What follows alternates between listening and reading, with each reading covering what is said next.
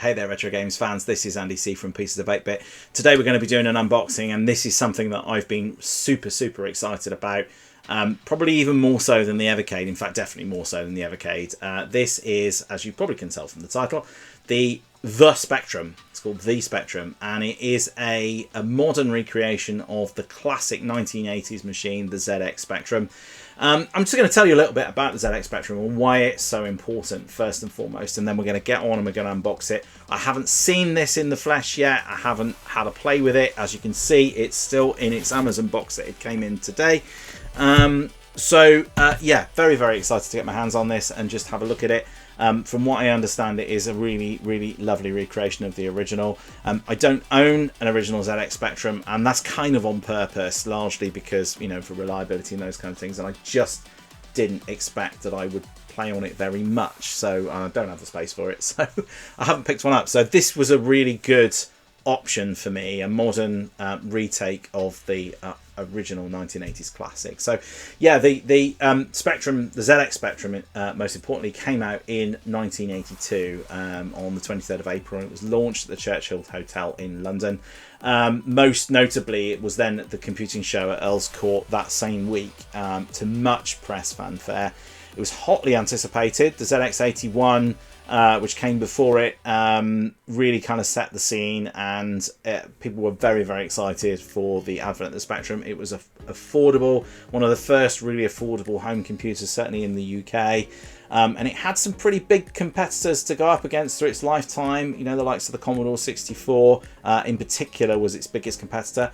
Arguably a more powerful one. Arguably, it actually was a more powerful machine, but in the UK, certainly it was one of the most popular and influential machines here. Sold 5 million units, just to give you a flavour, and its legacy is really that it helped to define the British gaming scene.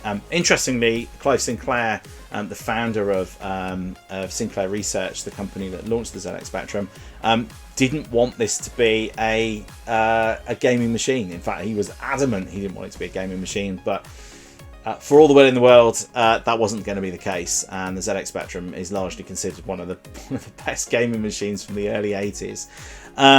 And so, yes, it was an amazingly influential machine. Got a lot of people into programming, and like I say, really helped define the computing and the gaming industry in the UK at the time.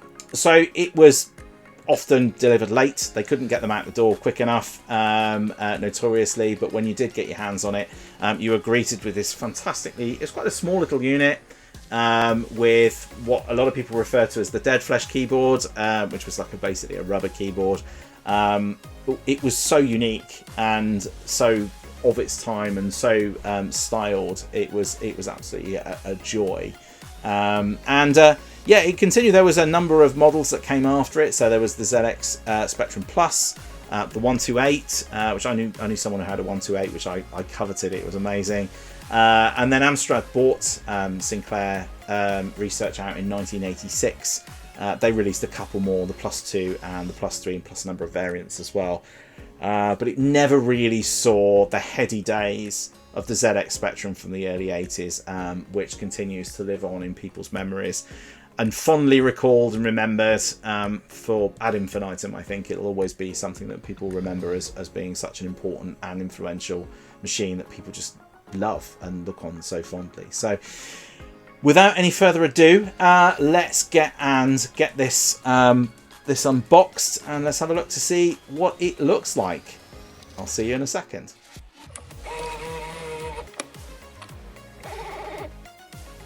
Right, let's get into it. I am armed with my trusty scissors, and we have an Amazon box here, so let's see what's inside. Like I said, I wanted to share this moment with you all. I didn't want to, and I've been so tempted all day to get into this, and I ordered this way back in September, so I've been desperate for this to turn up. As you may imagine, this will be the console. It's not really a console, technically speaking, but this will be my console of the month. through the month of December, so this will be sitting under the television.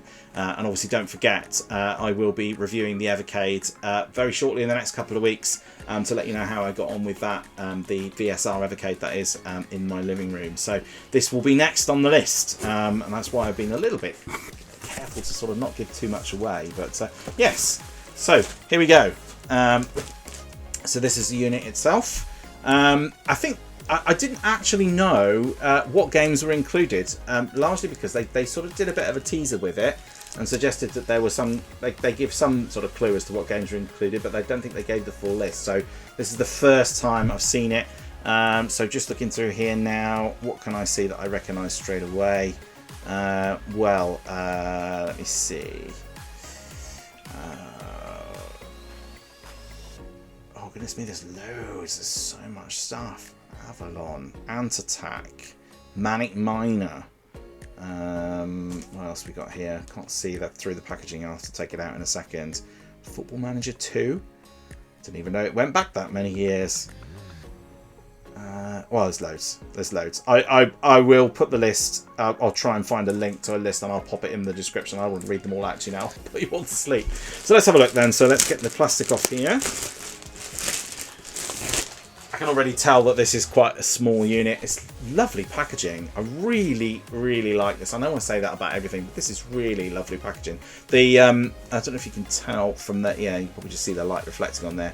The actual Spectrum bit on the front there is reflective. Retro Games, who produced this, they produced quite a few of these sort of reimagined sort of mini consoles and those kind of things. Their attention to detail is just fantastic, and I really love the care and thought that goes into recreating these sorts of machines, because people do love these and they want the experience to be authentic. So I do really like the fact that they spend some time really thinking about it and really deciding on how they want to do it. I've got a few mini machines. I can't remember which ones they've done and which ones they haven't, because some are made by the original manufacturers, such as the Sony Classic is made by Sony. The A500 Mini and the Commodore 64, those are both made by Retro Games, and they are fantastic, and they are both also beautifully boxed and packaged up, and they're just such fantastic recreations of the original. For the Commodore 64, there's the C64 Mini, but there's also the C64, much like this, which is a full-size recreation, which I wouldn't mind getting my hands on one day for sure. Right, okay, let's get into here. I'm really trying to not... I'm trying to hold this up here so you can see what I'm doing. Try not to damage the box, because it is really, really lovely. Okay, so... Alright, let's like pass the parcel here. We got any more sellotape to take off? No. Okay. Oh, wow. Look at this. Look at it. That's brilliant. Oh, I mean, if you didn't know any better, I mean, obviously the wording is different, but I mean, this just looks like the real thing. It is absolutely fantastic. I'm so pleased about this. It's so good. Let me try and get it out now. Right, we got that on there for a second. Trying to get this out. I'm desperate. I'm doing one of those, terrified of doing one of those things that you see on unboxing videos when people queue up for hours to buy a new iPhone and then they drop it on the floor and it smashes into a million pieces. But yeah, wow, look at it. It is fantastic. And the keyboard is the rubber keyboard, the original rubber keyboard, which feels great. It's such an unusual choice, and a lot of people didn't like it. It was like a really kind of Marmite type thing, but I think it just is just part of the DNA of this little machine. And when you think about the era as well of this, this is really quite small. The Commodore 64 was quite a lot larger, and you know, to fit the sort of computing power that you needed to be able to do anything back in the early 80s, I think this was quite a triumph of engineering to get it into this little box. So obviously this is a modern machine, so on the back of this we've got our USB ports, and we've got the wonder that is HDMI, which is fantastic. We have USB-C power. I don't know, I'll have a look in the box to see what else we've got in there in a minute. I suspect just a couple of leads. But yeah, so far so good, and yeah, I mean just look how fantastic that keyboard is. It's just brilliant. And I think really, if you want to get back into the world of Spectrum gaming, and you know, you're a bit nervous about picking up some old kit, frankly, this feels like it might be the way to go. But yeah, I mean, obviously I will review this, as mentioned before. I am going to power it up in a minute, so I'll power it up and just check that it's all working, and you'll just get a little bit of a view of it on my screen there. But ultimately, yeah, so far so good. So let's have a look, see what else is in the box. Right, so yeah, as with all these retro games, things, they're all fantastically packaged. Let's put that down there for a moment. So we've got a little booklet in here. So what have we got? We've got just a little introduction book with just some basic setup. I assume that the game selection is going to be the same as it is on a lot of the mini consoles with like a carousel. I think you can also plug a USB in and sideload some other games. So I've got some games that I really liked on the Spectrum that I haven't spotted on there yet. I like some of the original Dizzy games on the Spectrum. Night Law's another game that I actually played on there. I have done a BBC version of that review. It was I think it was my first or second video that I ever did. Yeah, I might just come back, get Night Law, and I might just come back and play that again on here, but we'll see. In fact, actually, where is it? I think there might be the C64 versions. Oh no, they are the Spectrum versions. So my brother very thoughtfully picked up a couple of Dizzy tapes for me for my birthday. Now I don't have a tape player to put them in, but they are fantastic to sit on my shelves. I love these. They're just great. So we've also got the Crash Micro Action, the magazine. It looks like the magazine that you used to get in the 1980s, but there's lots of information about the Spectrum in here. Oh, wow, look. Manic Miner. I can't wait to get stuck in with that. It's such a great game. Yeah, Avalon, I mentioned before. Oh, this is going to be brilliant. I can't wait. Match Day 2. Snake Escape. Exelon. Oh, I remember that. I remember this game. I don't know why, it's just in my memory somewhere. That rings a bell for sure. A lot of these games are just, you know, they sort of, you think, oh, did I play that? Oh, Trash Man. What a classic. What a classic. Can't wait to get stuck in with those. That's going to be great fun. My kids are going to look bewildered when they see the couple of colours that we've currently got on the Spectrum versus like 4K on the likes of the PlayStation 5. Okay, so what else have we got in here then? So most notably, this doesn't come with a joystick, and that's kind of on purpose. The argument was that basically a lot of the games you played, most people tended to use the keyboard actually. I do have the joystick that came with the Commodore 64 Mini, which I think will probably work on here, so I am going to try that out. So we've got a USB lead, and we have got HDMI lead. Yeah, so that's pretty standard. So not much not much else in the box there. Even the box that they come in is fantastic. Look at that with a little Spectrum rainbow on the bottom there. Great. Okay, so what I'm going to do, I'm waffling on loads here. So what I'm going to do now is I'm just going to get this hooked up, and we'll have a look to see what it looks like, and that'll probably be it for the day. So yeah, join me in a few seconds. I'll get this fired up, and I'll be right back with you.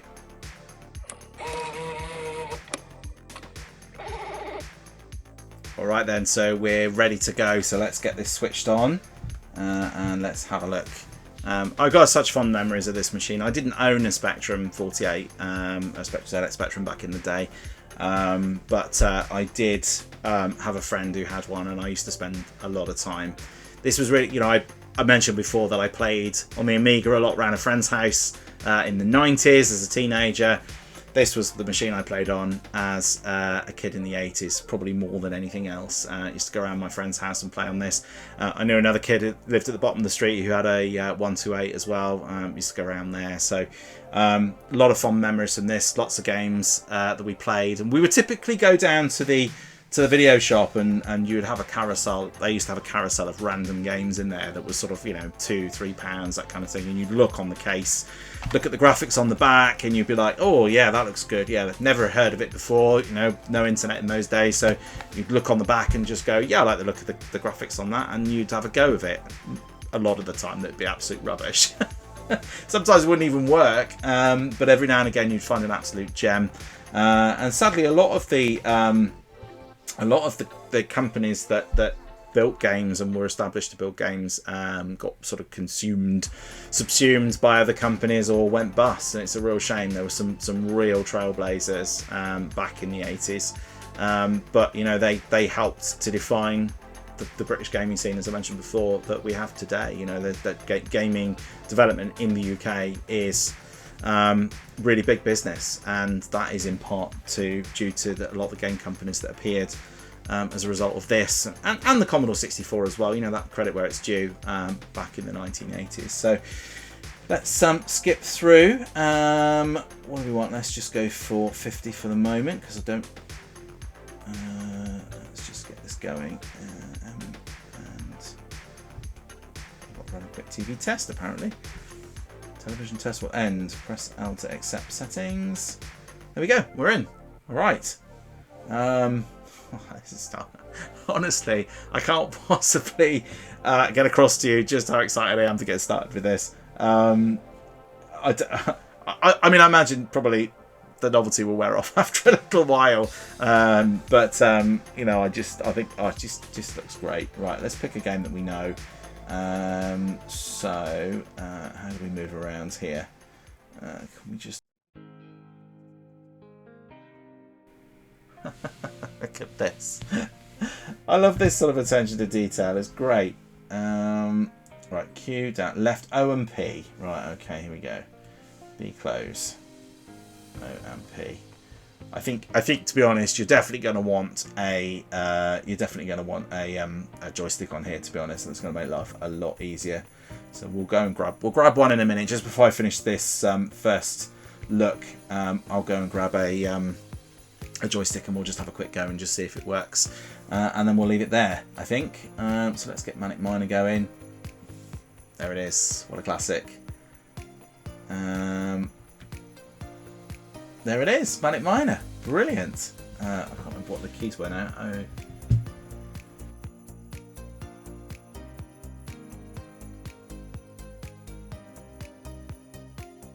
This key. Oh no, the floor is disappearing.